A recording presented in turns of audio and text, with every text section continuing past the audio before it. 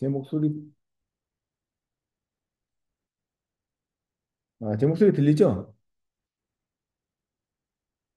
그러면 이제 시작하도록 하겠습니다. 혹시 그, 지난주에 했던 거 중에서 에이전트 제대로 설치 안 되신 분 혹시 계신가요? 그 어떤 여학생분이 안 된다고 하셨는데, 제가 홈이라서 안 된다고 말씀드렸는데, 확인해 보니까 홈 버전도 지원이 됩니다. 그래서 설치가 다 정상적으로 돼야 되고요. 혹시 설치 관련해서 아직 안 되셨거나 지원이 필요하신 분 있으시면, 저한테 뭐 개인적으로 톡을 주셔도 되고, 어, 알려주시면 제가 뭐 지원을 원격이나 이런 방법을 통해서 지원을 해드리도록 하겠습니다. 그래서 오늘은 그동안 이제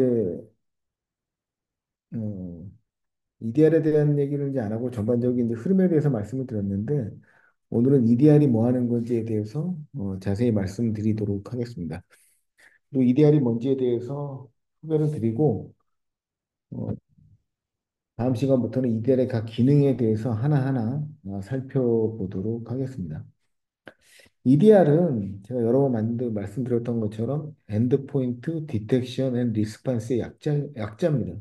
그러니까 엔드포인트 상의 에이전트를 깔아서 악성 코드를 디텍션하고 이 디텍션된 악성 코드를 기반으로 리스판스를 하는 이 엔드포인트 탐지 대응 솔루션이다. 이렇게 이제 말씀드릴 수가 있습니다. 그래서 모든 로그들을 PC에서 일어나는 행위들을 쭉 로그인해놓고 이걸 기반으로 악성 코드를 이제 찾아내는 그런 솔루션이다. 이렇게 이제 말씀드릴 수 있겠습니다. 일단은 지금 로그인 먼저 할게요. 콘솔에.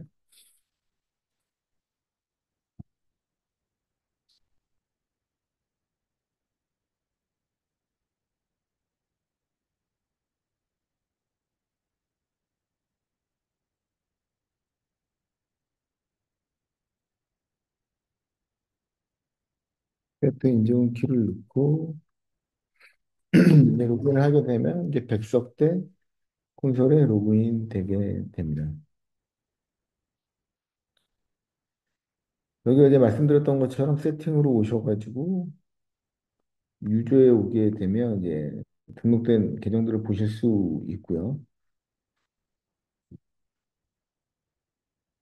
현재 이제 백석대 콘솔에 등록되어 있는 콘솔 계정들입니다. 이 언베리파이드 했다는 건 이제 쓸 수 없는 거고요. 이제 검증이 됐다는 얘기가 아마 뭐 지난 학기에 이제 들었던 분들도 많이 있으셔가지고 이렇게 된 걸로 보입니다. 그래서 이제 오늘은 EDR에 대한 말씀을 먼저 드리고, 그리고 다음 주부터 각 콘솔에서 주요 기능들에 대해서 하나씩 살펴보도록 하겠습니다. 이제 첫 번째, EDR이라는 제품이 이제 왜 나왔는지, 제가 뭐 전 시간에 충분히 말씀을 드렸던 것 같고요. 첫 번째는 이제 위협 가시성이 부족하다고 해서 뒤에 이제 저희 장표를 보시면 아시겠지만 기존의 백신 같은 경우에는 악성 코드가 탐지되게 되면 시그너처에 있기 때문에 잡았다. 이게 다거든요. 그러니까 예를 들어서 범인이 사람을 누가 찔러서 이제 죽였다는 거죠. 근데 나중에 그 현장에서 칼이 발견되고 칼에 너 지문이 남아있기 때문에 너가 범인이야. 이런 거랑 비슷하거든요. 근데 물론 이제 그 사람이 그 칼로 사람을 찔렀을 수도 있지만 그 사람이 그냥 우연찮게 칼을 만졌다가 아무 짓도 안 하고 칼을 거기다 뒀다면 억울할 수 있거든요. 그러니까 결국에 핵심은 뭐냐면 이 악성 코드가 이 시그너처 매치되기 때문에 잡는 게 아니라 실제로 칼에 지문이 남아 있어서 이 사람이 범인이 아니라 이 사람이 사람을 찌르는 순간에 정확히 그걸 포착해서 그 행위가 일어나는 그 범죄가 일어나는 그 순간에 이 사람을 범인으로 특정하는 게 제일 좋거든요. 근데 백신은 이런 얘가 뭘 했는지에 대한 정보를 남기지 않아요. 이걸 이제 보통 이제 보안에서 가시성이라고 합니다. 영어에서는 이제 비저빌리티라고 얘기하고 있고, 이게 무슨 얘기냐면, 얘가 왜 악성 코드라는 거를 가시성 있게, 이 가시라는 거는 이제 사람이 눈으로 가능을 갖춰야 이제 볼 시자거든. 그러니까 눈으로 확인할 수 있다는 겁니다. 그러니까 콘솔상에서 얘가 이런 이런 짓을 했고, 이런 이런 파일을 건드렸고, 이런 이런 계정을 삭제했기 때문에 우리는 얘를 악성 코드라고 판단했어. 그러니까 얘가 어떤 짓을 했기 때문에 판단했어라고 하는 명확한 근거, 가시성을 제공을 해야 되는데, 백신은 시그너치 있기 때문에 악성으로 탐지했기 때문에 얘가 이런 짓을 해서 얘가 악성 코드가 아니라 이미 우리 리스트에 있어. 그러니까 악성 코드야. 이렇게 돼버리는 거니까 정확한 분석을 할 수가 없게 되겠죠. 말 그대로 악성 코드가 돌아가는 순간에 얘가 어디 어디를 바꿨고 무슨 파일을 삭제했고 레지스트리 어디를 추가했기 때문에 우리는 악성으로 판단했어. 이런 명확한 근거를 가지고 이제 접근을 해야 되는데 이제 그렇지 못하다는 겁니다. 첫 번째는 유효 가시성이 없고 두 번째는 제가 여러 번 말씀드렸는데 시그너처 기반에서는 알려진 것만 잡을 수 있죠. 아까 지문을 기반으로 한 지문처럼 시그너처가 있다면 이 사람은 범죄를 저지른 적이 있기 때문에 범인으로 그냥 몰리는 범인이라고 생각을 하는 거예요.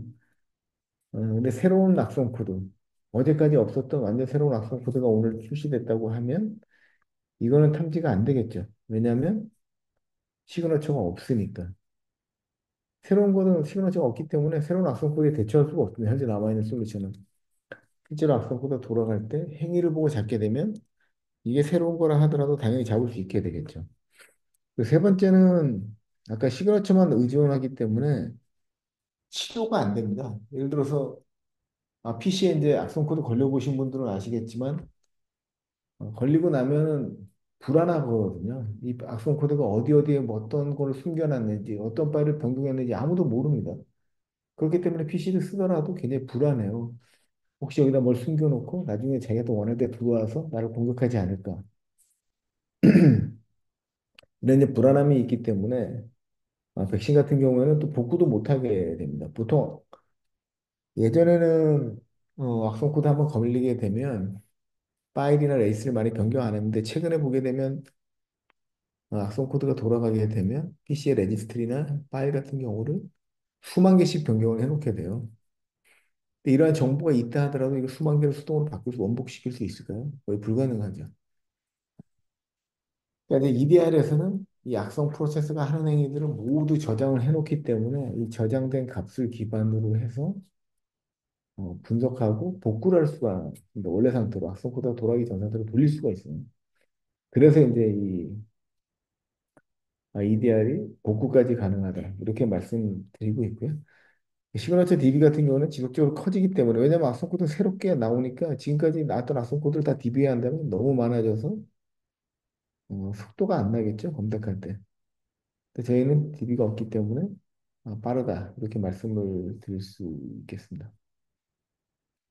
그리고 최근에 이제 악성 코드 유형을 보게 되면 여기 이제 보이시는 것처럼 CMD라든가 SSHD라든가 여기 보시면 여기 사용한 이 실제로 해커들이 사용하는 명령어들이거든요. 이거 이제 저희가 제이스 콘솔 로그에서 다 수집을 한 거고요. 보시면 넷 유저라든가 전부 다 정상적인 파일들 프로 명령어들입니다. 그러니까 실제로 해커들이 악성 코드라고 하면 예전 같은 경우는 자기가 새로운 코드를 만들어서 그 코드를 PC에 떨어뜨리고 이걸 가지고 공격했는데 최근에는 PC에 원래 존재하는 거예요. CMD라든가 여기 SSHD라든가 시큐어 쉘 데몬이라든가 이런 것들은 넷 명령어라든가 실제로 PC에다 존재하는 겁니다. 이런 걸 통해 가지고 윈도우 사용자나 그룹에 관련된 정보들을 다 확인할 때 이제 해커들이 사용하게 되고요. VMI도 그렇고 뭐 WMIC도 그렇고 태스크리스트도 그렇고 전부 다 실제로 윈도우에 존재하는 정상적인 프로세서입니다. 그 밑에 보시면 넷 명령어라든가 WVT 유틸 같은 경우도 실제로 윈도우에 존재하는 것들이거든요. 이걸 말씀드리는 이유가 해커들이 예전처럼 별도의 악성 코드를 PC에 떨어뜨려서 엔드포인트에 떨어져서 공격하는 게 아니라 OS에 실제로 존재하는 커맨드를 통해서 공격을 하게 돼요. 그럼 어떤 문제가 있죠? 첫 번째는 악성 코드 자체가 없습니다. OS에 있는 파일을 써서 쓰기 때문에. 그러니까 백신에서는 잡을 수가 없죠. 시그너처 기반으로 비교해서 명령어를 비교해서 악성으로 판단하는데 CMD라든가 여기 보여드린 명령어들은 OS에서 정상적으로 만들어서 제공하는 거기 때문에 악성 코드 자체가 없어요. 그러니까 탐지가 안 되는 대로 행위 자체는.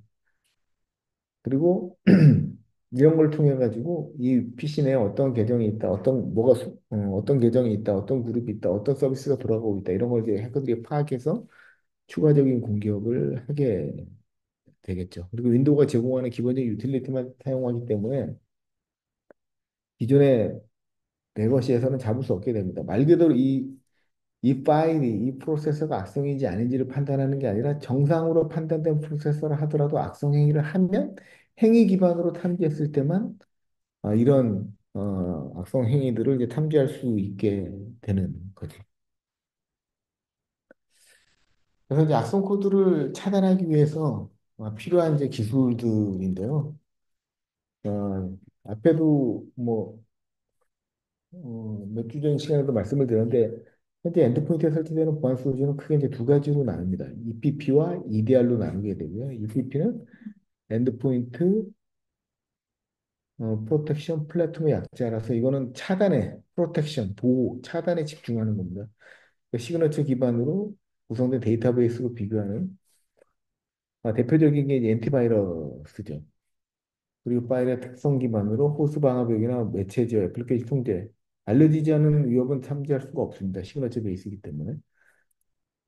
그리고 저희가 오늘 배우고 있는 EDR은 엔드포인트 디텍션 앤 리스판스라고 해서 엔드포인트에서 수행되는 다양한 광범위한 데이터를 수집합니다. 프로세서, 파일, 네트워크, 레지스트리 이런 것들을 모두 수집해가지고 이거 기반으로 이제 분석을 하는 기술이 이제 EDR이 되겠죠. 그래서 이 두 가지 제품으로 나뉘어 있다. 이렇게 말씀드릴 수 있고, 백신과 같은 이런 제품들은 EPP라고 이제 통합이 되어 있고요. EDR은 여기 보여드린 이런 기능들로 차단보다는 분석 위주의 솔루션이다. 이렇게 이제 말씀드릴 수 있겠습니다. 그러면 제가 이제 행위 기반의 엔진을 말씀을 드렸는데 이게 이제 굉장히 중요한 부분입니다. 중요한 부분이고 이걸 이해해야지만 AI 엔진 기반의 EDR이 뭔지를 이해했다고 말씀드릴 수 있고요. 보시면 이제 모하마드 알리고요. 알리가 주먹이 날라오는데 피하고 있죠. 얘가 이제 우리 같은 엔드포인트라고 생각하고 얘가 이제 악성 코드라고 생각을 하는 거죠. 악성 코드가 사람을 공격할 때 여기 보시는 것처럼 오른발을 앞으로 내밀고 팔이 뒤에서 앞쪽으로 이렇게 휘둘러지게 됩니다. 그러면 이거 설명을 드리는 이유가 제가 똑같은 사람이 다시 주먹을 휘두른다고 해도 전에 했던 거와 똑같은 속도와 똑같은 높이로 사람을 뻗을 수 있을까요? 그건 불가능하죠. 왜냐하면 주먹을 같은 사람이 휘두른다 하더라도 주먹이 나오는 속도라든가 주먹의 위치라든가 팔의 굽힘 정도라든가 다 달라지게 됩니다. 이 말씀을 왜 드리냐면 악성 코드가 지금 그렇다는 거거든요. 그러니까 어제 악성 코드를 누가 개발해서 인터넷에 올리게 되면 그걸 그대로 사용하는 게 아니라 사용자마다 조금씩 계속 바뀌어서 사용하게 돼요. 그러니까 주먹이 나올 때마다 팔에 뻗는 속도가 바뀌듯이 이 각도가 바뀌듯이 악성 코드도 동일하게 조금씩 계속 바뀌면서 공격을 하게 됩니다. 그러니까 백신은 이걸 전부 다 시그너치에 만들어가지고 사람이 하는 행위, 주먹의 속도, 길이, 각도를 전부 다 DB화 해가지고 요 사람이 주먹이 여기서 나와서 이렇게 되니까 이것도 우리가 탐지했어. 이렇게 만드는 건데 이건 현실적으로 불가능하겠죠. 시그너처화 한다는 것 자체가. 그러니까 지금 그래서 이제 백신이 무용지물이라는 얘기가 나오고요. 저희 센트럴원은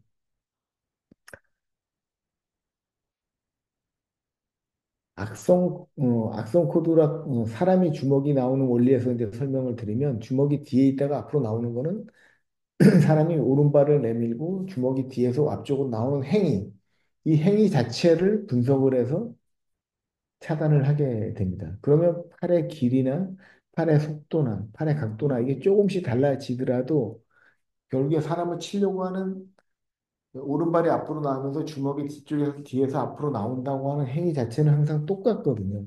그래서 이걸 기반으로 악성 코드를 탐지하게 되는 거죠. 그러니까 행위 자체를 저희가 분석을 하기 때문에 각도나 주먹의 높이가 다 달라지더라도 탐지할 수 있다. 이렇게 이제 말씀을 드릴 수 있겠습니다. 그래서 이제 센티널에서 제공하는 기술은 첫 번째는 이제 스태틱 AI라고 해가지고 파일을 실행하지 않습니다. 파일을 실행하지 않고 뒤에 나중에 이제 실습할 때 한번 보여드릴 건데 파일을 실행하지 않고 파일이 그대로 그냥 카피가 돼서 엔드포인트에 들어오게 돼요. 아니면 USB를 통해서 엔드포인트로 이제 들어오게 돼요. 이때 파일의 헤더, 파일이 이제 엔드포인트에 들어오니까 헤더를 분석해가지고 실행하지 않은 상태에서 헤더라든가 파일의 구조라든가 디컴파일해서 코드 정보를 일부 봐서 이게 정상인지 아닌지를 분석하는 엔진인데 이걸 이제 스태틱 파일 분석 실시간 파일 분석 엔진이고 이제 스태틱 AI라고 부르고 있습니다. 그러니까 정적 AI라고 해서 이 기반으로 일차적으로 탐지하게 되고요. 두 번째 이제 행위 기반 기술은 실제로 이 프로세서가 실행이 들어가게 돼요. 그러면 얘가 네트워크를 어디를 통신하고 파일을 어디를 뭐 파일에 어떤 파일을 삭제하고 레지스트를 어디를 변경하고 이런 행위 자체를 실제로 봅니다. 뭘 하는지를 보고 행위 기반으로 이렇게 이렇게 행동하니까 이걸 되겠다. 이건 악성이다고 생각해서 킬을 시키는 게 행위 기반의 엔진이죠. 이 앞에 이제 파일 정적과 동적 방식으로 악성 코드를 분석한 다음에 이 악성으로 판단되게 되면 해당 프로세스를 킬시키고 퀄런티 시키고 네트워크를 격리하고 뭐 백업도 수행하게 되고요. 이런 기능들을 수행하는 조치를 취하게 됩니다. 그리고 나머지 엔드포인트에서는 굉장히 많은 프로세서가 동시에 많이 돌아가고 있는데 이런 악성으로 판단 안 된 것들은 모두 저장을 해놓게 됩니다. 저장을 해놓고 향후에 이걸 이제 분석하는 게 트렛 헌팅이라고 합니다. 말 그대로 트렛은 위협이고 헌팅은 사냥이니까 위협 사냥이라고 이제 보통 얘기하는데 말 그대로 정상적인 로그에서 센티널의 AI 엔진이 분석해서 악성으로 판단된 거다 걸러졌지만 그래도 여기 악성이가 남아 있을 수 있거든요. 이거를 찾아서 분석하는 행위 자체를 저희가 이제 트렛 헌팅이라 얘기를 하고 있고요. EDR에서는 모든 로고를 남겨놓고 이 로고 기반으로 찾는 기능들을 이제 수행하도록 이렇게 이제 구성이 되어 있습니다. 그래서 악성 코드를 차단할 수 있는 기술은 스태틱 다이나믹이라고 해서 정적, 동적 두 가지 이제 AI 엔진 기반으로 파일을 분석하게 되고요. 여기서 분석된 나머지 정상 파일들은 모두 저장해서 향후에 분석하는 기능들을 EDR을 통해서 제공을 하게 됩니다. 그래서 첫 번째 정적 AI 엔진과 행위 기반의 AI 엔진을 제가 설명을 드렸고요. 여기서 만약에 이제 스태틱과 다이나믹 AI로 비헤이비어 AI로 악성 코드가 분석이 된 값들은 그 악성으로 판단된 파일의 해시 값들을 클라우드 DB로 다 올리게 돼요. 올려서 이거를 레퓨테이션 DB라고 하는 엔진에 저장을 해놓게 됩니다. 그러면 그 다음에 악성 코드가 복사돼가지고 PC에 떨어졌을 때 이 파일의 해시 값을 저희가 이제 추출을 해서 이걸 레퓨테이션 DB와 비교를 해보게 돼요. 그러니까 이미 예전에 딴 데서 어디인가에서 악성으로 판단된 적이 있는지 없는지를 분석해서 있으면 레퓨테이션 DB에서 차단을 하게 되고요. 없으면 이제 스태틱과 다이나믹 AI 엔진을 통해서 검사를 한 다음에 어, 여기까지 통과해서도 악성이 아니면 이제 정상 로그를 남겨놓게 되고 향후에 이제 EDR로 분석할 수 있도록 크게 이제 이렇게 네 가지로 구성되어 있다고 말씀드릴 수 있고요. 스태틱은 파일을 실행하지 않은 단계에서 돌리는 정적 엔진, 행위 기반으로 돌리는 동적 엔진, 여기서 수집된 악성 코드들을 DB화해서 가지고 있는 레퓨테이션 엔진, 세 가지가 차단 엔진이고 나머지 정상 행위들은 모두 저장을 해서 액티브 EDR에서 갖고 있다가 향후에 이제 분석을 한다. 이렇게 이제 말씀을 드릴 수 있겠습니다. 이 파일이 겹쳐나오네. 그래서 레프테이션 엔진 같은 경우에는 앞에 이제 말씀드렸던 것처럼 파일이 복사되거나 실행되려고 할 때 이 파일의 해시값을 뜨게 돼요. 이 해시값을 떠서 저희 레퓨테이션 DB에 비교를 해가지고 이전에 이 파일 이런 해시를 가진 파일이 악성으로 탐지된 적이 있는지를 확인한 다음에 있으면 차단, 없으면 통과시키는 엔진이라고 보시면 되겠습니다. 그다음에 이제 두 번째 엔진이 이제 스태틱 AI 엔진이고요. 파일을 실행하지 않은 상태에서 헤더나 파일 구조의 정보를 분석을 해서 디컴파일을 통해 가지고 파일 안에 들어있는 뭐 코드의 흐름, AI의 호출이라든가 AI의 호출 방식이라든가 사용자의 권한 요청이라든가 이런 것들을 분석을 해서 악성인지 아닌지를 판단하는 정적 엔진, 스태틱 AI 엔진을 제공을 하고 있고요. 그리고 나서 여기까지 통과된 악성 코드들이 실제로 실행이 되게 되면 여기 나오는 것처럼 이게 락빗이라고 실제 랜섬웨어거든요. 랜섬웨어가 실행할 때 CMD를 불러오고 MSHTA-exe 파일을 가져오고 CMD를 가져와서 추가로 이런 명령을 실행하면서 악성 코드를 이제 동작시키게 되거든요. 그러면 이거를 스태틱 AI 엔진이 이걸 다 보면서 이상하다. 얘 랜섬웨어로 보인다고 하면 이때 이제 행위 기반으로 파일을 암호화를 하고 있고 어, 그리고 이제 VSS 이미 백업본을 지우려고 시도하고 이런 행위들을 수행한다는 거죠. 그러면 이걸 보면서 이 행위 자체를 악성으로 판단을 해서 이걸 킬시키고 이제 보호하는 기술이 다이나믹 AI 엔진입니다. 말 그대로 동적 엔진이라고 저희가 얘기를 하고 있고요. 악성 코드가 돌아갈 때 돌아가는 행위를 보면서 탐지하는 기술이다. 이렇게 이제 말씀을 드릴 수 있겠습니다. 근데 그 다음에 이제 스토리 라인이라는 기술인데요. 요거는 제가 이제 사전에 만들어 놓은 동영상이 하나 있고, 이걸 보고 이제 설명을 한번 드리도록 하겠습니다. 잠시만요. 혹시 뭐 질문 있으세요? 지금까지 얘기한 내용 중에서?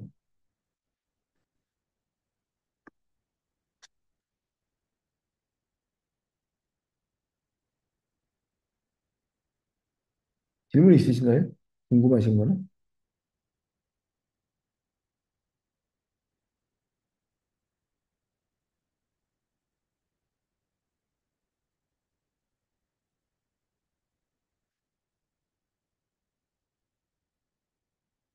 네, 그러면,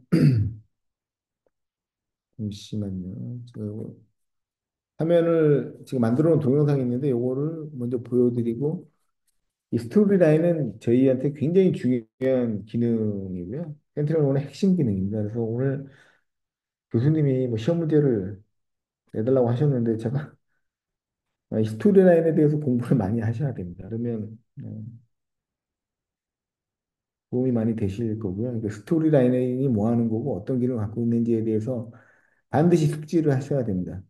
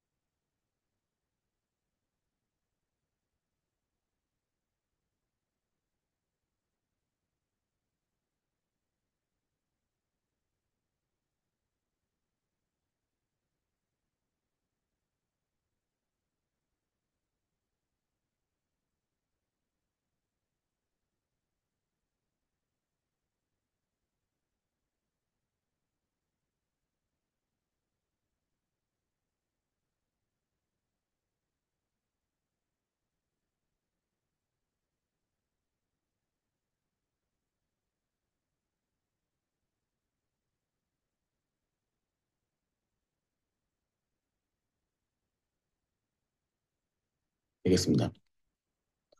왼쪽에 화면에 처럼 뭐 일반적인 공격 형태를 말씀드릴 수 있는데요. 브라우저에서 악성 코드를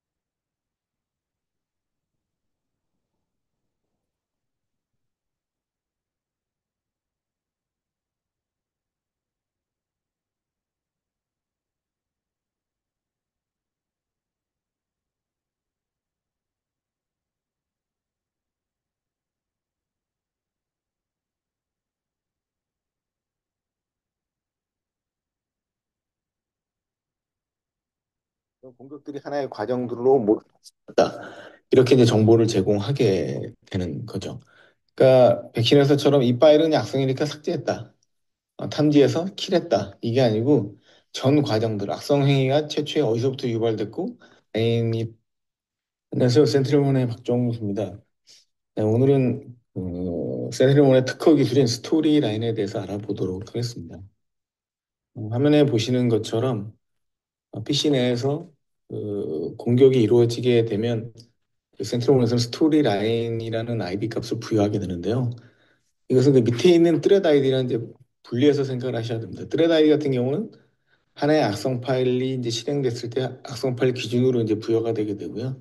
스토리 라인은 여러 개의 연관성 있는 그 공격 아이디들을 묶어서 하나의 스토리로 만들어서 주는 그런 기능이라고 보시면 되겠습니다.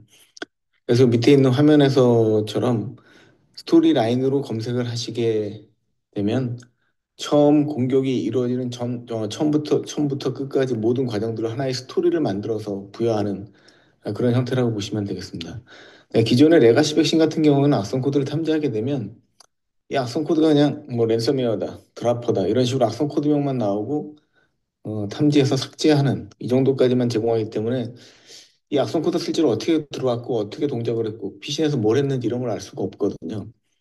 이런 문제점을 해결하기 위해서 센티널원에서는 스토리 라인이라는 것을 제공하게 되고요. 이걸 통해서 최초의 악성 코드가 어떤 프로세스에서 어떻게 들어왔고 어떤 행위를 했고 또 어떤 시도를 했는지 향후에 뭐 전파하려고 어떤 시도를 했는지 이런 것들을 하나의 스토리라인으로 묶어서 제공하는 그런 기술로 보시면 되겠습니다. 왼쪽 화면에 있는 것처럼 뭐 일반적인 공격 형태를 말씀드릴 수 있는데요. 브라우저에서 악성 코드를 다운로드하고 이 악성 코드가 실행이 돼서 CNC랑 통신을 해서 추가 악성 노드를 또 추가로 받게 되고 레지스트리를 변경하고 백업본을 삭제하고 파일을 암호화한 이후에 암호화하거나 삭제해서 공격을 이렇게 이루어지게 되는데요. 이런 것들을 하나의 과정들을 전부 다 그 단일 공격 패턴으로 인식하는 게 아니라 이 모든 것들을 하나로 묶어서 스토리 라인으로 이제 제공을 하게 됩니다. 그래서 프로세서가 이제 최초에 실행되게 되면 여기 브라우저를 이제 실행하게 될 거고요. 그다음에 이제 탭을 열게 되겠죠. 그리고 파일을 다운로드 받게 됩니다.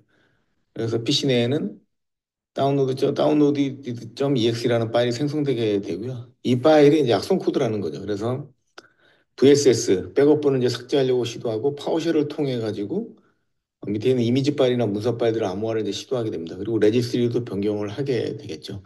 뭐 이렇게 일반적인 이런 형태로 이제 구성되게 되는데 기존의 레거시 같은 경우에는 그냥 그 다운로드 .exe라는 파일만 탐지해서 삭제하게 되거든요. 이게 어디서 왔고 어떤 행위를 했고 이런 것들에 대한 파악을 못하게 됩니다.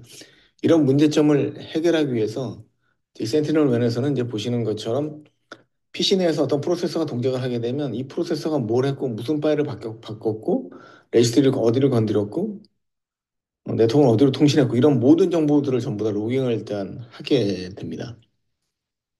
그리고 화면에 이제 보시는 것처럼 이게 이제 스토리 라인을 이제 가시화 할 수 있게 이제 그래픽화한 거고요. 최초의 프로세서가 있었고 이 프로세서가 어떤 프로세서를 불렀고 또 부르고 불러서 이런 공격들이 하나의 과정들로 모두 이루어졌다. 이렇게 이제 정보를 제공하게 되는 거죠. 그러니까 백신에서처럼 이 파일은 악성이니까 삭제했다.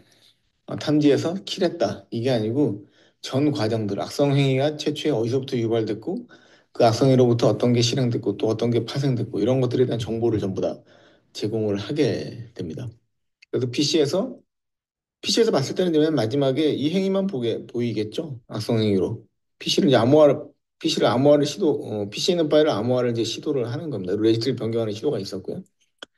그렇게 되면 센티널1에서는 지금까지 모든 프로세스의 정보들을 이제 로깅을 하고 있다가 다운로드 exe 이 파일이 최초로 다운로드를 브라우저에서 받았고 이 행위를 이제 했고 이런 것들을 전부 다 기록해 놓고 있다가 이 파일을 암호화하는 순간에 이게 이제 악성 행위라는 걸 이제 판단해서 이 관련된 모든 악성 행위들을 탐지하고 이제 차단을 하게 됩니다. 그때 이제 기존 백신하고 레거시 백신하고 다른 점이 이제 화면에 나와 있는 것처럼 어떤 행위를 했다는 거를 이제 행위 분석으로 이제 파악을 하게 되겠죠. 랜섬웨어처럼 보이고 보시면 마이트에서 했던 그 디펜스 이베이전이라고 해서 방어 기법을 우회하는 시도를 했었고 퍼시스턴트 이건 지속성이죠. 그러니까 악성 코드가 숨어서 이제 계속 행위를 할 수 있도록 지속적으로 이제 공격을 시도했던 거고요. 그런 퍼시스턴트 그리고 이제 나와 있고 권한 상승을 통해 가지고 이제 유저 간을 획득했겠죠. 그리고 익스플로잇을 이용해서 이제 공격을 한 이런 형태가 됩니다. 그 화면에 나와 있는 T1158 이런 것들이 이제 마이터 어택에서 정의한 IOC라고 보시면 되고요. 어떤 이런 행위가 있을 때 이걸 이제 공격으로 볼 수 있다는 거죠. 그래서 요 해당 링크를 이렇게 클릭하시게 되면 오른쪽에 나와 있는 것처럼 요건 이 값에 대한 상세 정보가 이렇게 나오게 됩니다. 그래서 해당 값을 클릭하시게 되면 마이터 어택의 홈페이지로 연결이 돼서 이 행위는 이런 행위를 했기 때문에 이런 행위이기 때문에 이건 약성으로 판단했다. 이런 정보를 이제 제공하게 되고요. 센티널1에서는 이제 이 악성으로 프로세스를 판단하는 경우에 어떤 행위 때문에 마이터 어택 기준에 어떤 IOC와 일치되기 때문에 이거를 이제 악성으로 탐지했다. 이런 정보를 왼쪽 화면처럼 다 제공을 하게 됩니다. 그리고 바로 이 악성으로 이제 행위를 탐지했기 때문에 관련된 프로세서들을 전부 다 이제 킬을 시키게 됩니다. 그래서 킬을 시켜가지고 더 이상 악성 행위가 전파되지 않도록 다 킬을 시키게 되고요. 그리고 이제 암호화가 실제로 안 되겠죠. 내가 킬을 시키니까. 그리고 이제 두 번째는 이 관련된 파일들을 전부 다 퀄런틴 시키게 됩니다. 그래서 PC상에서 전부 다 사라지게 되는 거죠. 퀄런틴 시켜가지고 저희가 지정한 별도의 안전한 공간에 활동하지 못하도록 퀄런틴을 격리 보관을 하게 됩니다. 그리고 이제 레미데이션을 이제 수행하게 되는데요. 이게 이제 레거시 백신하고 가장 큰 또 차이점이라고 말씀드릴 수 있겠습니다. 레거시 백신 같은 경우에는 해당 악성 코드를 탐지해서 그 해당 악성 파일들은 삭제해 주지만 이 악성 코드가 바꿨던 값들에 대해서는 복구할 수 있는 기능은 제공하지 않게 됩니다. 그래서 보통 악성 코드에 감염되게 되면 뭐 수천 개, 작게는 몇 개, 10개에서 많게는 수천 개의 레지스트리라든가 파일을 변경을 하게 되거든요. 그런 것들을 일일이 찾아서 원복하기 굉장히 어렵습니다. 근데 저희 센티널1에서는 레미데이션 기능을 통해서 악성 코드가 바꿨던 모든 값들에 대한 정보를 앞에 화면에 보셨던 것처럼 저장을 해놨다가 원래 상태로 복구할 수 있는 기능을 이제 제공을 하게 됩니다. 이 화면에 나와 있는 것처럼 어, 30개의 프로세서가 있었는데 30개를 정상적으로 킬을 시켰다는 거고요. 그 중에 이제 30번, 30개가 아닐 수도 있습니다. 예, 30번의 프로세서를 킬을 시도해서 성공적으로 시켰다는 거고, 그 중에 두 개의 파일은 킬하고 이제 뭐 메모리 있거나 뭐 이런 것들은 사실은 콜런틴 할 수가 없으니까 PC상으로부터 두 개가 콜런틴 필요했는데 두 개를 콜런틴 시켰다는 거고요. 레미데이션이 레지스트리나 이런 관련 값들이 1299개가 변경됐는데 이걸 그대로 원복했다는 거고요. 롤백은 랜섬웨어였기 때문에 1273개의 파일이 아마 암호화가 됐을 겁니다. 이걸 원래 상태로 이제 복구할 수 있다. 있다. 이렇게 말씀을 드릴 수 있겠습니다. 그래서 그 마이크로소프트에서 제공하는 VSS 기능을 통해 가지고 암호화됐던 파일들을 이제 복구화해 가지고 원래 상태로 복구하는 그런 기능이라고 이제 말씀을 드릴 수 있겠습니다. 그럼 제가 이제 실제로 저희 제품에서 화면 한번 보여드리도록 하겠습니다. 네, 탐지된 공격 내역들이고요. 이 중에 요거를 이제 클릭하게 되면 보시는 것처럼 다이나믹 행위 기반으로 잡았고 이쪽에 나와 있는 것처럼 이런 행위들이 있었기 때문에 이제 랜섬웨어로 탐지했다는 거고요. 보시는 것처럼 킬한 프로세서, 콜런틴한 거, 레미데이션 값들, 그리고 롤백 했을 때 몇 개가 롤백 됐는지 이런 정보들을 제공을 하고 있습니다. 쓰란 아이디는 이 하나의 행위에 대한 이 단일 공격에 대한 아이디고요. 스토리 라인은 처음부터 이 프로세스에 관련된 모든 값들에 대한 정보들을 같이 제공한다고 보시면 되고요. 익스플로시로 가보시게 되면 보시는 것처럼 이 프로세스가 실행되고 어떤 프로세스를 불러와가지고 뭘 변경했는지 이런 정보들을 이제 상세하게 보실 수 있게 그래피컬하게 이제 제공을 하게 됩니다. 그래서 이게 왜 공격인지 정확히 판단할 수 있는 기준을 제공하게 되고요. 보시는 것처럼 관련 프로세서가 변경됐던 모든 값들이 여기 나오게 됩니다. 이런 것들 때문에 이게 요걸 클릭했기 때문에 여기에 관련된 것만 나오게 되고요. 여기를 클릭하게 되면 이제 전체 값들이 다 나오게 되겠죠. 그래서 보시는 것처럼 13,633개의 행위가 이제 이루어졌다는 겁니다. PC 내에서. 이런 것들을 전부 다 로깅하고 있다가 원복할 수 있는 기능을 이제 제공을 해드리게 됩니다. 그리고 EDR, 어드밴스드 EDR과 통해서 동일하게 이제 저희 EDR인 딥 비저빌리티에서 이제 들어가 보시게 되면 이 스토리 라인 아이디로 PC에서 일어났던 그 관련된 공격 처음 행위부터 끝까지 모든 악성 코드 및 관련된 프로세스의 행위들을 전부 다 화면에 보여주는 것을 확인하실 수가 있습니다. 파일이 만들어졌고 모듈이 로딩됐고 이런 정보들을 상세하게 제공해 드리게 됩니다. 그래서 공격을 정상적으로 막을 수 있도록 돼 있고요. 혹시 저희가 이제 막지 뭐 100% 막을 수 있는 백신 솔루션은 없기 때문에 막지 못하는 것들에 대해서는 원래 상태로 복구할 수 있는 그런 기능까지 제공한다고 이렇게 말씀을 드릴 수 있겠습니다. 네, 감사합니다.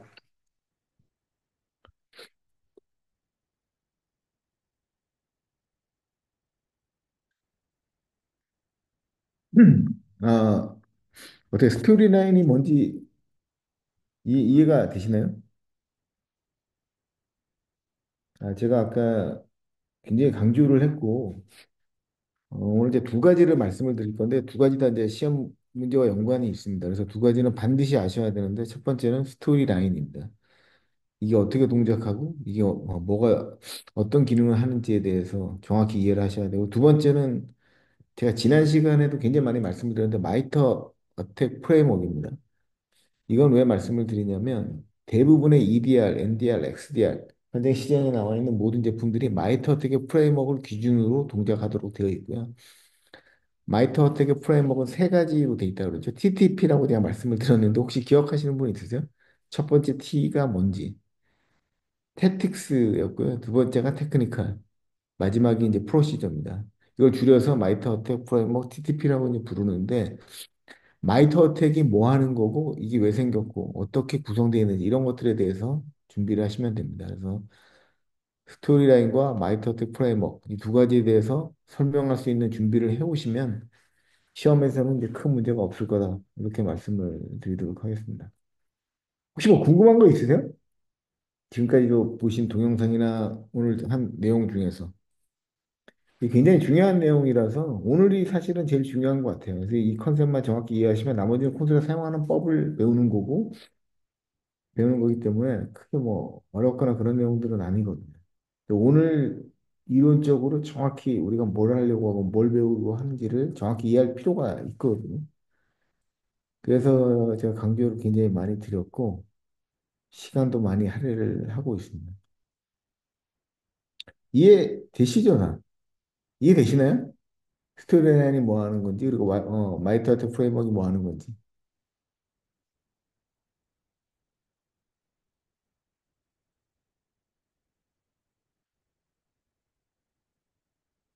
궁금한 거 있으세요? 질문이나?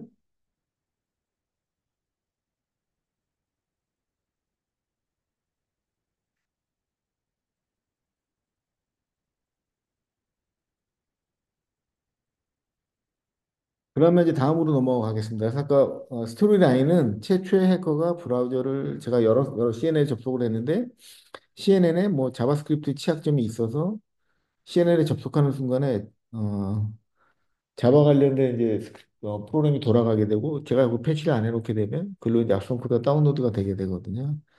이게 드라퍼가 이제 다운로드가 되게 되겠죠. 근데 이게 여러 번 말씀드렸던 것처럼 PC에서 브라우저를 여는 순간에 브라우저 하나만 열려 있는 게 아니거든요. 백단에 엄청나게 많은 프로세서가 돌아가고 있습니다. 그러니까 이게 만약에 로그를 남겨놓는다 하더라도 이걸 찾는 게 불가능하거든요. 시간이 너무 많으니까. 시간에 너무 많은 프로세서가 떠 있고 그 각 프로세서가 여러 가지 작업을 하다 하는데 로그는 시계열상, 그러니까 시간 순서로 막 쌓이다 보니까 이게 뭔지 매핑시키는 게 굉장히 어려워요. 근데 이거를 매핑해 주는 게 이제 스토리 라인이라는 센트럴의 특허 기술이고, 그래서 브라우저에서 이런 것들을 쭉 이렇게 따라가지고 하나로 이제 묶어주게 됩니다. 그리고 이 잡에 등록된 게 바로 실행되는 게 아니라 조금 있다가 시간을 가지고 이제 실행이 되더라도 이걸 링킹을 시켜가지고 행위를 연결을 시켜준다는 거죠. 그럼 이런 악성 코드가 들어와서 이런 일련의 과정들을 PC에서 수행을 한다 하더라도 이 로그가 다 흩어져 있게 되거든요. 근데 로그가 시간당 뭐 수백 개, 수천 개씩 생성이 되거든요. 여기서 이걸 각각 사람이 눈으로 따라가면서 이걸 추적한다? 현실적으로 불가능합니다. 근데 스토리라인에서 AI 엔진이 이걸 다 매핑 시켜 놨기 때문에 우리는 이걸 따라가면서 수많은 로그에서 이걸 찾는 게 아니라 스토리라인만 검색하게 되면 이 관련되는 행위들을 모두 이제 분석해낼 수 있게 되는 거죠. 굉장히 중요한 기술이고, 그래서 제가 이제 여러 번 강조해서 말씀을 드리고 있습니다. 요거는 롤백과 관련되는 건데, 요거 잠깐 쉬었다가 제가 그러면 한 시간 쉬었다가, 아니, 10분 쉬었다가 2시부터 이제 다시 요걸 이어서 진행하도록 하겠습니다. 그러면 2시에 뵙도록 하겠습니다. 2시에 다시 시작할게요. 잠깐 쉬었다가. 어, 있어. 여기 써야 돼.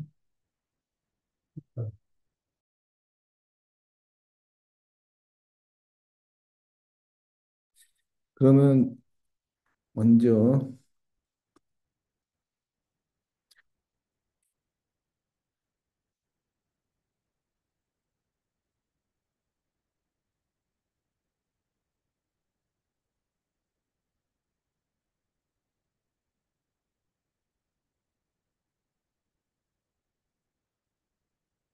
데모로 보여드릴 엔드포인트 PC가 되겠습니다. 워너클라이로 준비했고요. 클릭을 해서 워너클라이를 실행해 보도록 하겠습니다. 현재 보시는 것처럼 디텍션은 됐지만 파일이 생성되면서 동작하는 걸 볼 수 있습니다. 그 안녕하세요. 센티널원의 박종수입니다. 오늘은 저희 센티널 제품을 활용해서 랜섬웨어에 감염된 PC를 감염되기 전 상태로 복구하는 데모를 보여드리겠습니다. 예, 오른쪽에 위치한 화면이 저희 제품의 콘솔이고요. 보시는 것처럼 현재는 디텍션 모드로 되어 있습니다. 그 오른쪽 화면이 랜섬웨어를 돌려서 실제로 암호화가 된 이후에 원래 상태로 복구할 화면 데모로 보여드릴 엔드포인트 PC가 되겠습니다. 워너클라이로 준비했고요. 네, 클릭을 해서 워너클라이를 실행해 보도록 하겠습니다. 현재 보시는 것처럼 디텍션은 됐지만 파일이 생성되면서 동작하는 걸 볼 수 있습니다. 그 이유가 디텍션 모드로 되어 있기 때문에 동작을 하는 거고요.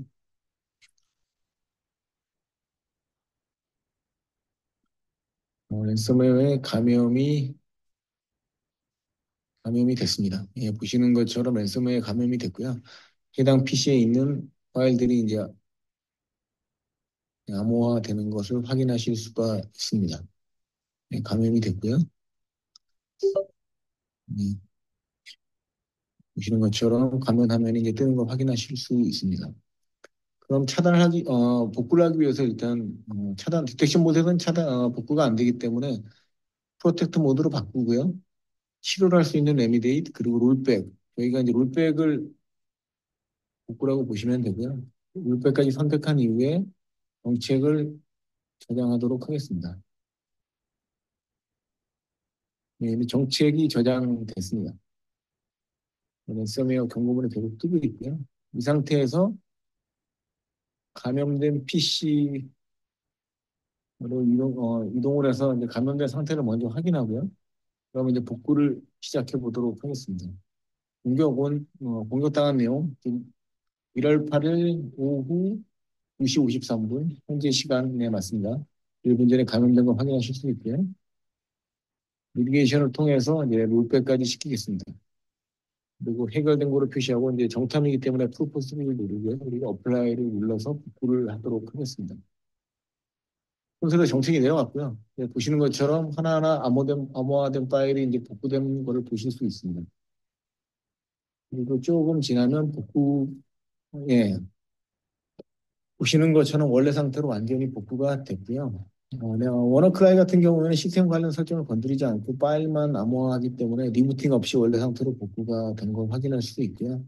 그 시스템 관련 설정을 변경하는 경우에는 리부팅을 요구하는 화면이 이제 뜰 수 있도록 이렇게 구성이 되어 있습니다. 감사합니다. 어, 이게 이제 저희 룰백 기능이고요. 저희 제품이 룰백이 굉장히 중요하기 때문에 룰백에 대해서 말씀을 드렸고, 이거는 한 대가 아니고 AD 같은 경우에는 이제 이게 AD 서버고 AD 서버에서 세대 PC나 뭐 시스템이 AD에 조인되어 있는 겁니다. 이런 경우에도 동일하게 다 롤백이 다 가능하기 때문에 라피스로 돌리게 되면 최초에 이제 AD가 감염이 되게 되고요.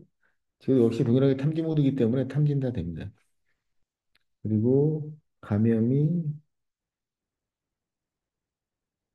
AD가 이제 완료가 되게 되면 GPO라는 기능이 있거든요. 액티브 디렉토리에. 나중에 이제 뭐 AD를 공부해 보시면 누구나 아시겠지만 GPO 업데이트를 통해서 AD에 조인된 모든 PC로 이제 전파를 할 수가 있습니다. 원래 이제 좋은 용도로 나온 기능인데 AD의 설정을 바꾸고 뭐 수만 대 PC가 있으면 이거 하나하나 다 설정을 바꾸려면 수만 대를 돌아다니면서 해야 되는데 AD에서는 GPU를 치게 되면 AD가 하고 그 수만 대로 동시에 내려가게 됩니다. 화면에 보시는 것처럼 이 기능을 이제 해커가 악용을 해서 랜섬웨어를 전체 AD에 이제 뿌리게 됩니다. 그러면 당연히 AD에 조인된 모든 PC나 시스템으로 랜섬웨어가 이제 감염 전파가 돼서 동작하게 되고요. 이 네 대에 지금 데모는 네 대지만 뭐 만 대라도 해도 똑같습니다. 이 네 대에 저희 에이전트가 설치되어 있다면 전부 다 이제 동시에 복구가 다 가능하겠죠.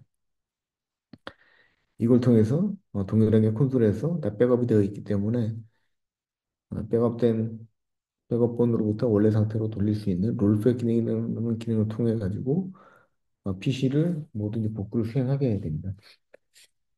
제가 말씀드렸던 것처럼 뭐 네트워크 격리할 수 있다고 말씀을 드려서 네트워크 이제 격리를 한 거고요. 디스커넥트 시키게 되면 이제 네트워크에서 격리가 되게 됩니다. 악성코드가 탐지된 순간에 네트워크에서 격리가 되게 되고요. 롤백으로 가게 되면 동일하게 롤백까지 수행을 하게 되면 지금 파일이 모두 암호화되어 있었지만 원래 상태로 전체 PC에서 악성 코드가 변경한 내용들을 원래 상태로 복구하는 기능들을 수행하실 수 있다. 이렇게 이제 말씀을 드릴 수 있습니다. 롤백까지 하고 명령을 내리게 되면 에이전트가 4대 모두 깔려 있기 때문에 각 에이전트의 명령이 전달되게 되고요. 그 전달된 명령을 받아서 에이전트가 각각 단일 PC 기준으로 롤백을 수행을 하게 됩니다. 정탐이니까 당연히 트루 파지티브고요. 보시는 것처럼 이제 명령이 각 에이전트 4대에 내려갔고요. 4대로부터 복구를 수행하게 됩니다. 이게 이제 공격뿐만이 아니라 랜섬웨어뿐만이 아니라 일반 공격을 당하더라도 최근에 랜섬웨어뿐만이 아니라 어떤 공격을 당하더라도 레지스트리라든가 계정이라든가 계정을 만들고 레지스트리를 변경하고 이런 것들을 하는데 레지스트리를 수만 개를 바꾸거든요. 이걸 사용자들이 일일이 다 안다 하더라도 복구가 거의 불가능합니다. 근데 저희는 이런 과정들을 모두 로깅해 놨기 때문에 원래 상태로 하나하나 다 복구를 할 수 있는 거죠. 그럼 뭐 다음 시간에는 뭐 각각 파일 한번 만들어 보고 삭제해서 삭제해 보고 이걸 다시 롤백해 보고 아니면 뭐 인터넷 어디 접속해 보고 뭐가 남았는지 보고 뭐 이런 기능들을 테스트해 볼 수 있다. 이렇게 말씀을 드릴 수 있고요. 제가 지금 하는 행위, PC에서 여러분들이 PC에서 하는 행위들이 모두 EDR에 저장이 다 되어 있습니다. 이걸 기반으로 분석도 할 수 있도록 되어 있는 거예요. 물론 이제 파일을 썼다, 파일을 수정했다, 파일을 삭제했다 이런 건 남지만 어떤 파일을 썼다, 파일 자체를 저희가 남기진 않아요. 그래서 행위만 볼 수 있지 파일 원본 자체를 우리가 찾아서 볼 수 있다 이렇게는 안 돼 있습니다. 그래서 그 이메일 같은 경우, 인터넷 같은 경우에도 어느 웹사이트에 저장했다까지는 남지만 어떤 내용을 썼다, 내용 쓴 거에 대해서는 저희는 관여를 하지 않습니다. 어디 사이트에 접속했다는 정보가 남긴다. 이렇게 이제 말씀을 드릴 수 있겠습니다. 그래서 여기에 롤백하고 레미디션한 개수, 엑셀로 다 다운로드 받을 수 있어요. 그 악성 코드가 실제로 돌아가면서 변경했던 모든 파일들의 내용들, 모든 레지스트리, 네트워크 활동 이런 것들 다 복구해서 볼 수 있도록 되어 있고요. 보시는 것처럼 원래 상태로 롤백이 됐죠. 그리고 이거 락빗은 OS 관련 파일을 건드리기 때문에 리부팅 메시지가 뜹니다. 리부팅을 하게 되면 원래 상태로 돌아오게 되고 리부팅 하라고 쓰실 수는 있는데 권고는 리부팅을 시킨 후에 쓰는 것들을 권고를 하고 있습니다. 롤백이 워낙 중요한 내용이고 이 때문에 지금까지 말씀을 드렸고요. 그러면 지금부터 악성 코드에서 실제 어떻게 그럼 이거 EDR로 악성 코드를 탐지한 것들을 어떻게 그럼 이거를 분석해낼 수 있냐를 보고 말씀을 드리고 오늘 시간을 이제 마치도록 하겠습니다. 제가 아까 이제 두 가지 굉장히 중요하다고 말씀을 드렸는데 이게 시험과 관련이 있기 때문에 한번 제가 뭐 두 가지 뭐라고 말씀드렸죠? 뭐를 꼭 공부해야 된다고? 채팅으로 한번 네, 기억나시는 분들 한번 답변 한번 해줘 보시죠.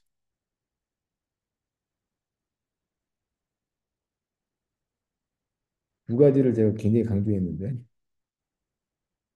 지난 시간에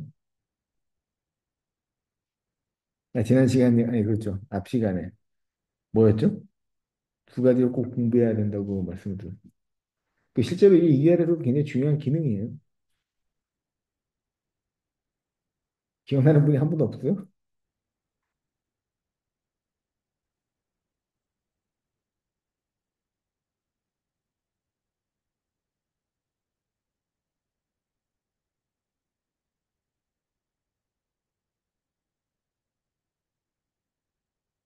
뭐 말로 해주셔도 돼요. 마이크 될 것 같은데 두 가지. 제가 뭐라고 이제 말씀을 드렸는데 두 가지가 굉장히 중요하다.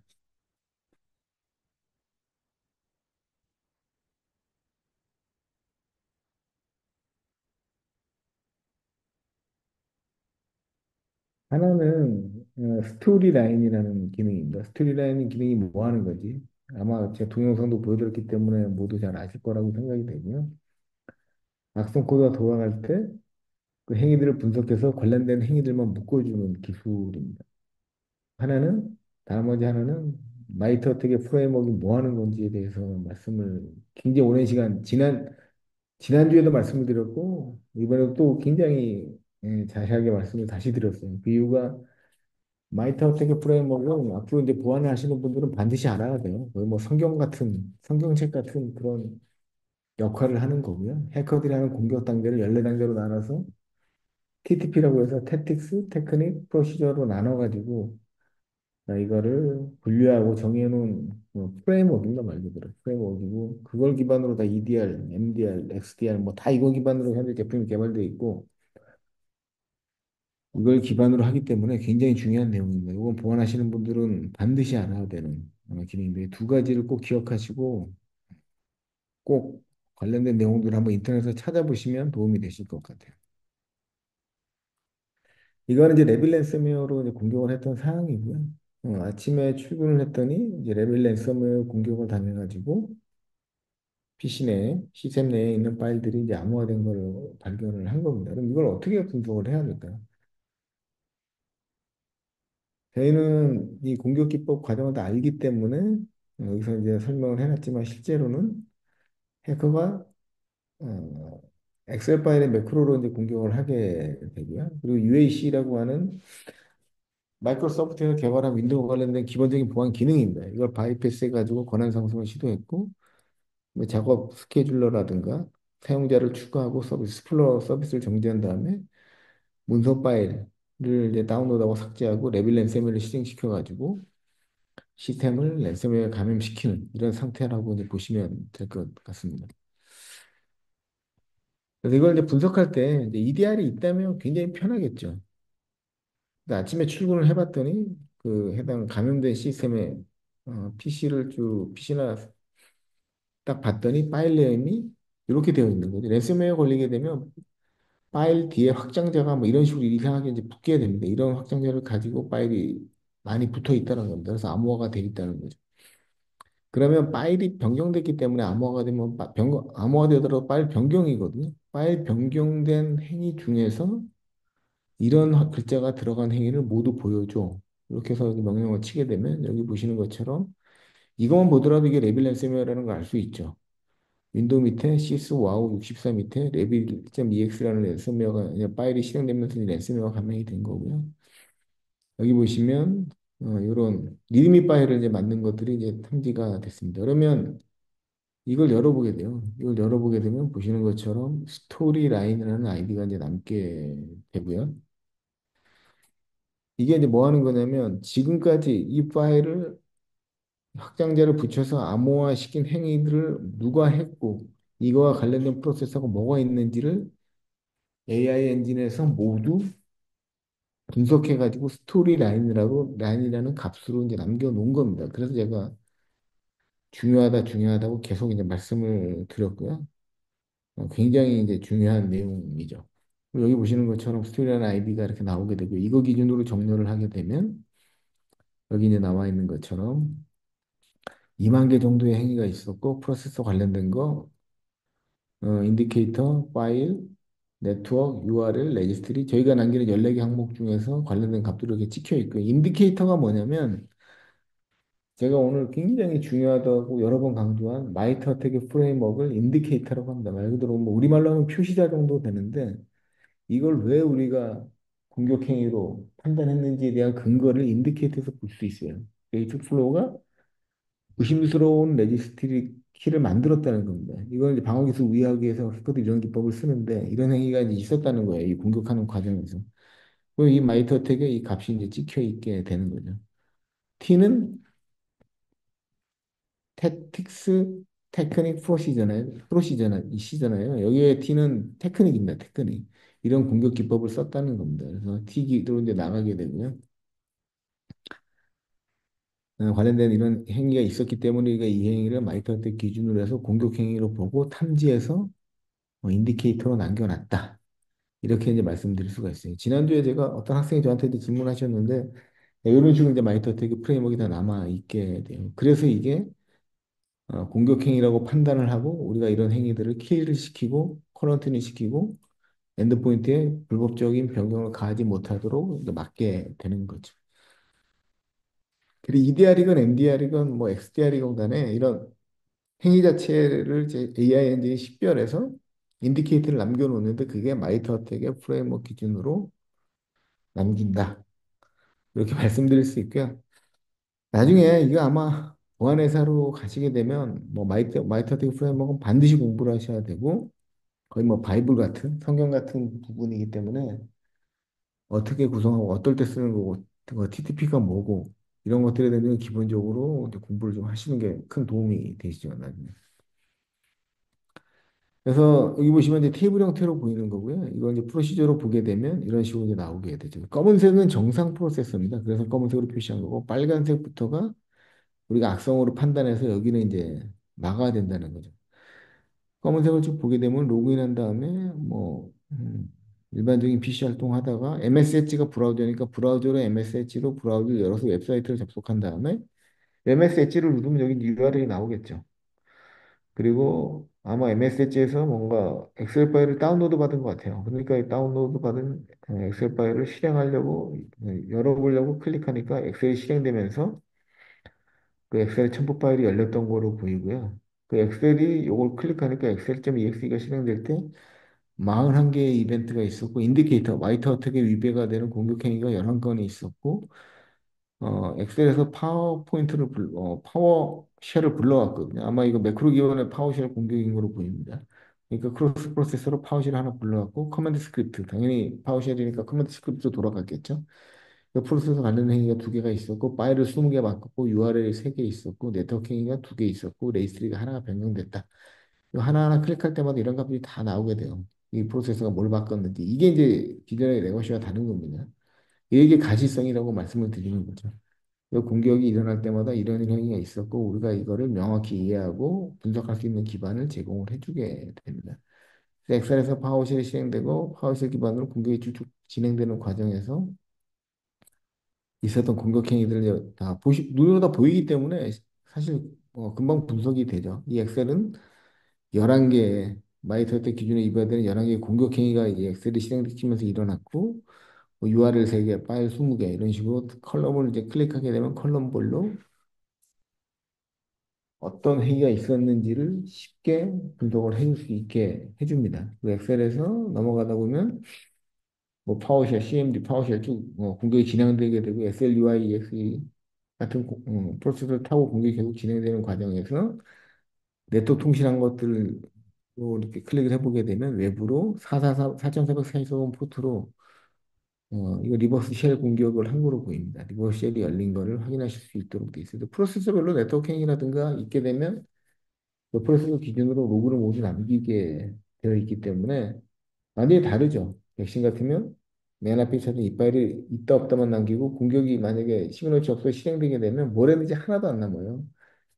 그러니까 분석이 안 되고 복구가 아예 안 된다. 근데 저희는 하나하나 프로세서가 했던 행위들을 모두 다 로그를 남겨놓기 때문에 이걸로 분석할 수 있는 가시성, 비저빌리티를 제공하게 되고 고객이 만약에 롤백을 원하게 되면 롤백까지 원래 상태로 돌려주는 롤백 기능까지 제공을 할 수 있게 됩니다. 혹시 제 목소리 잘 들리시죠?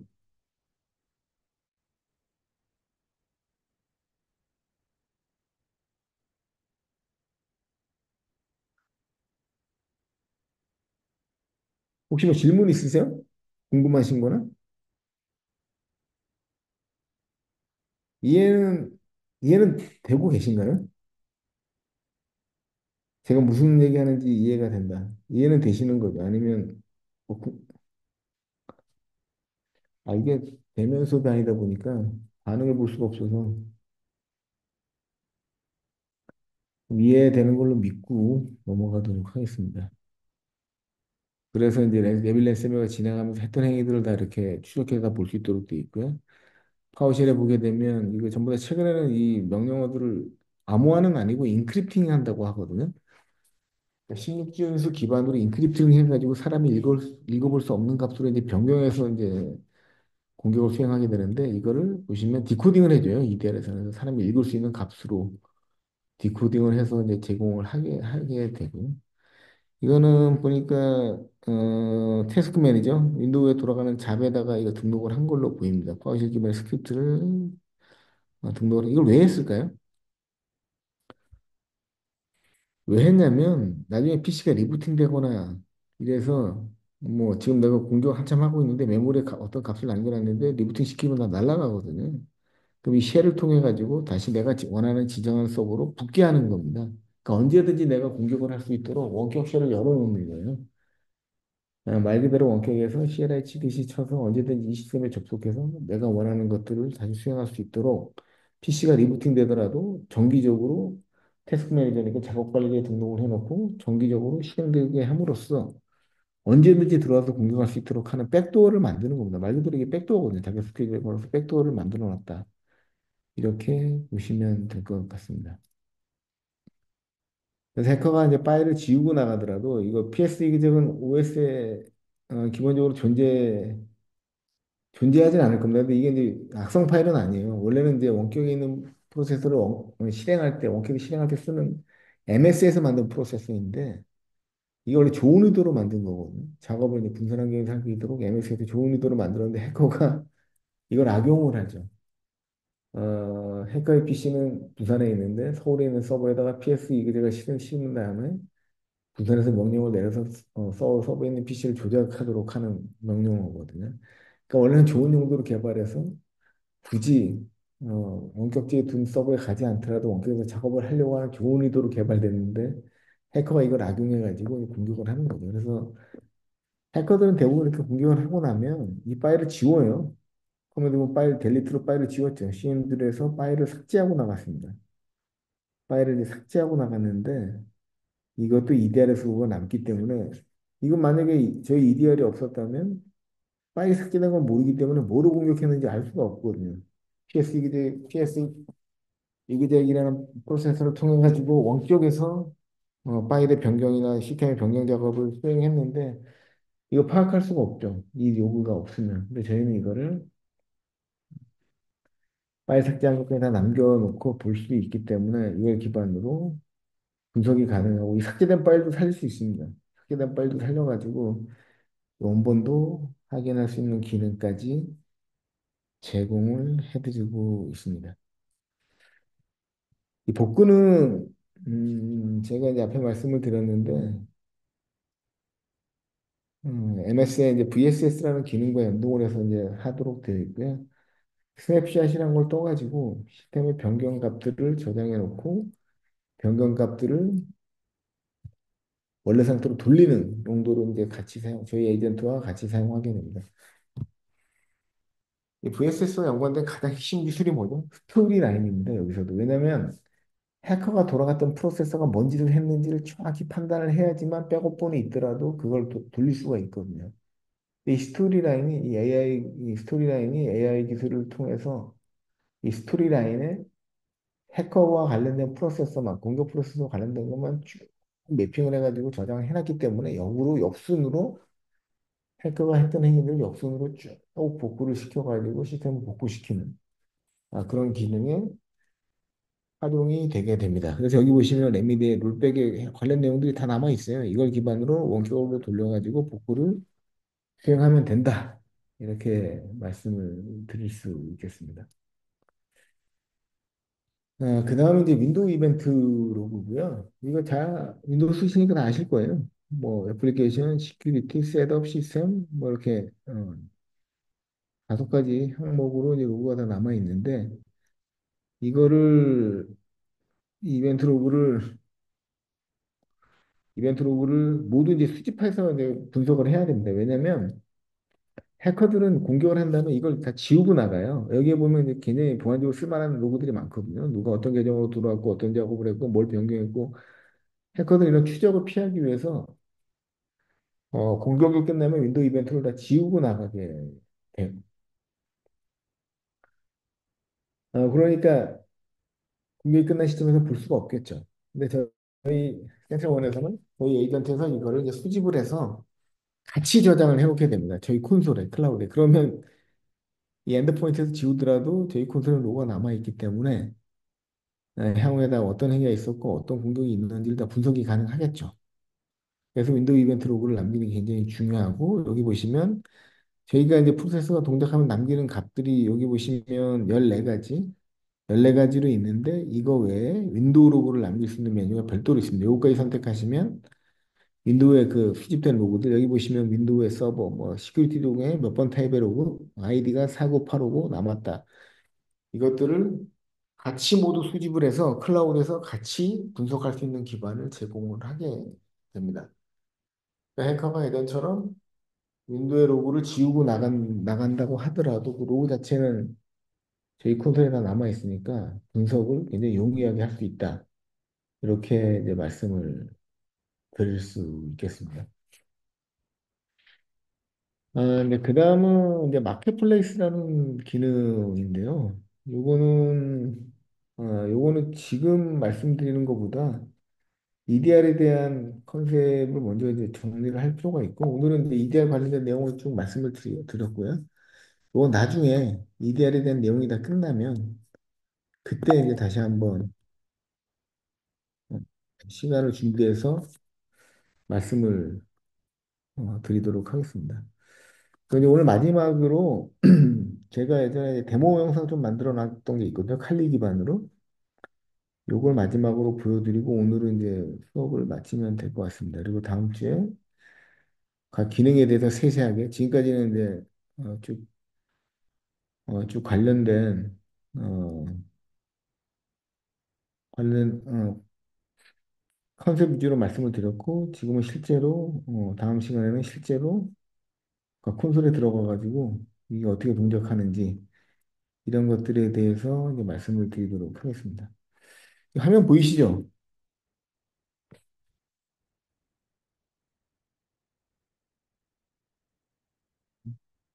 화면 보이시나요?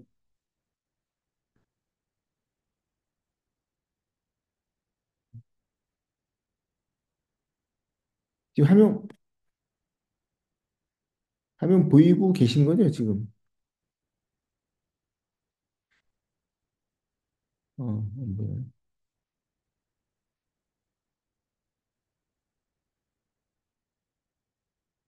지금 화면 보이시나요?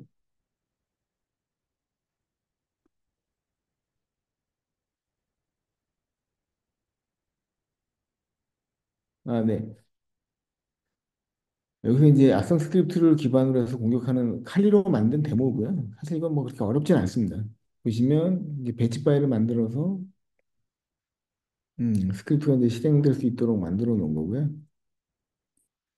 이 자바스크립트를 이제 다운로드 받아가지고 실행해서 원격실을 연결하는 건데 센트럴에서 당연히 탐지됩니다.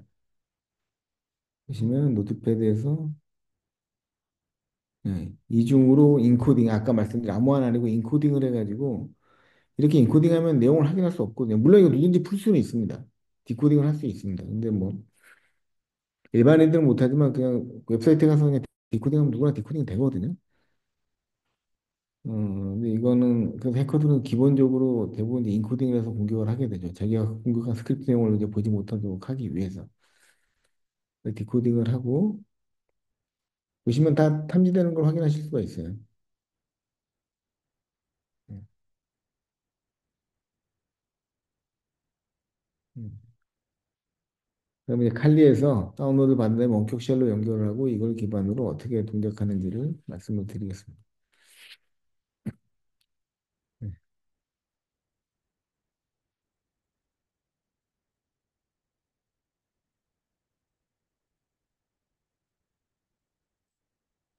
디코딩 작업이 이제 끝났고요.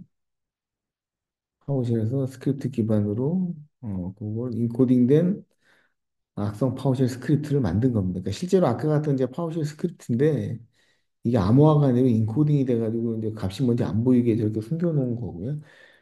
여러 번 말씀드렸던 것처럼 암호화가 아니기 때문에 누구든지 디코딩할 수 있습니다. 웹사이트에 가서 디코딩하게 되면 값은 거 볼 수 있는데 해커들은 일반 사람들은 이런 걸 모르기 때문에 이제 숨기기 위해서 이제 인코딩을 통해서 이제 공격을 많이 하고 있고요. 요건 또 보시면 원래 이 스크립트거든요. 그러니까 여기 이제 나와 있는 것처럼 그 윈도우 작업 스케줄에다가 이걸 작업을 등록하는 겁니다. 근데 이것도 파워쉘에서 이제 또 실행을 시키는 거죠. 실행을 시키게 되면 이게 자동으로 들어가서 이 잡이 등록이 되게 됩니다. 물론 이 태스크 매니저는 절대 일반 유저는 실행이 안 돼요. 그래서 해커들이 무조건 엔더포인트 공격하면 어떤 방법을 쓰든 길을 쓰고 관리자 권한을 얻으려고 하는 게 그 이유고요. 관리자 권한을 얻게 되면 거의 무제한적인 권한을 갖기 때문에 유저 모드에서 거의 할 수 있는 게 거의 없습니다. 해킹은. 그래서 일단 무조건 공격을 하면 권한 상승을 통해서 관리자 권한으로 이제 이동하게 되고요. 태스크 매니저에서 작업을 돌려서 지금 작업이 등록이 됐죠. 작업에 가보시게 되면 네, 작업에 가보시게 되면 여기 메뉴에 델리터라고 해서 등록된 거 보이시죠? 네, 자바스크립트 돼 있고 이 악성 코드가 등록된 걸 보실 수가 있습니다. 이런 식으로 이제 공격을 해서 해커들이 명령어 기반으로 섀도우 카피를 삭제하는 명령을 등록을 한 걸 이제 보실 수가 있습니다. 그러니까 대부분 이런 식으로 이제 공격, CLI만 해커들은 CLI로 다 공격을 하기 때문에 해당 시스템에 들어온다면 CLI 기반으로 악성 코드를 등록하고 작업 스케줄에 이렇게 등록을 해서 한 번에 실행하게 할 수도 있고 좀 탐지가 되죠. 예, 행위 자체로 VS 스냅샷을 깨는 행위이기 때문에 당연히 이제 탐지가 됩니다. 그래서 이제 차단된 거를 확인하실 수가 있습니다. 그래서 악성 행위에 대한 차단이 된 걸 보실 수가 있고요. 콘솔에서 이제 보게 되면 배치자, 네, 아까 다큐멘트 스크립트 공격, 네, 당연히 탐지가 되겠죠. 다이나믹으로 실행되는 과정에서 우리가 탐지해서 탐지한 걸 보실 수가 있고요. 가게 되면, 네, 보시는 것처럼 CMD에서 네, 아까 등록했던 거 다 보이시죠? 실행했던 것들.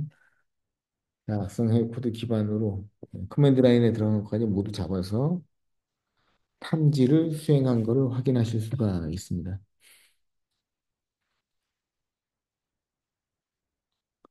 말 그대로 이제 이런 형태로 다 공격을 하게 돼요. 스크립트를 만들어가지고 스크립트 기반으로 아까 해커들이 이제 수행을 한다. 배치 잡으로 등록을 해서 태스크 매니저에 작 관리자 연결해 놓고 백도어를 통 만들어 놓고 백도어 로 돌아온다거나 최초의 취약점 기반으로 공격을 수행한다거나 이런 기능들을 모두 수행을 하게 됩니다. 음.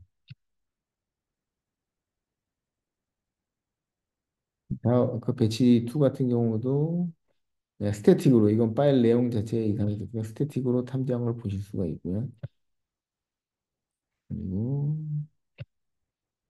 3 같은 경우도 아까 이제 마지막에 들었던 배치 작업을 등록했던 작업인데 동일하게 예, 마이터텍에 이런 현행이 유예가 됐기 때문에 이걸 악성으로 이제 판단한 거고요. CMD에서 이제 당연히 돌아가겠죠. 배치 작업이니까. 이 배치 작업이 돌아가면서 실행되려고 하는 순간에 탐지된 거를 확인하실 수가 있습니다.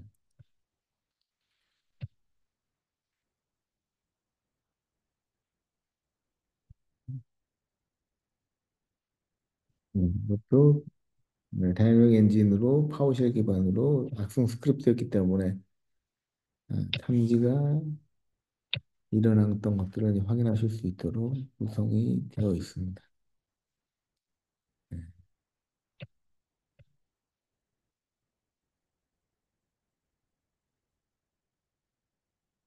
네.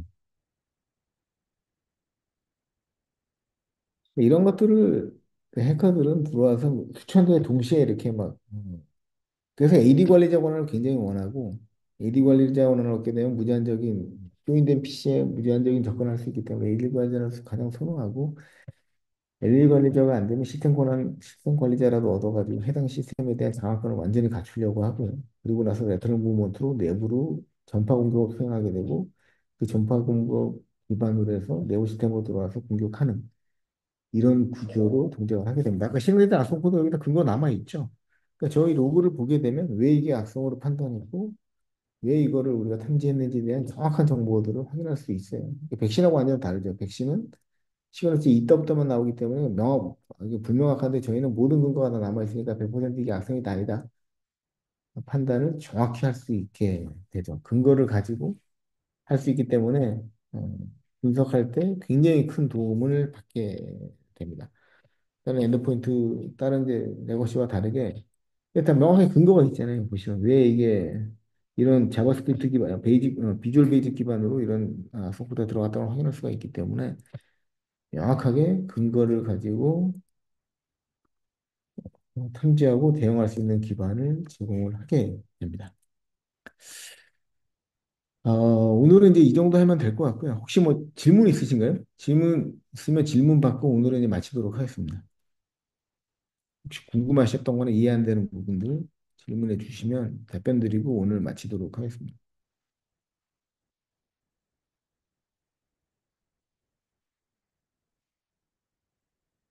네, 그러면 고생 많으셨습니다. 그럼 다음 시간에 뵙겠습니다. 그리고 마지막 시간에 이번 주 마지막 주에 이제 시험을 본다고 하니까 아까 제가 두 가지 굉장히 여러 번 강조드렸는데 다 아시죠? 네, 그거 다 잘 기억하시고 준비 잘 하셔가지고 시험 잘 보시기 바랍니다. 감사합니다.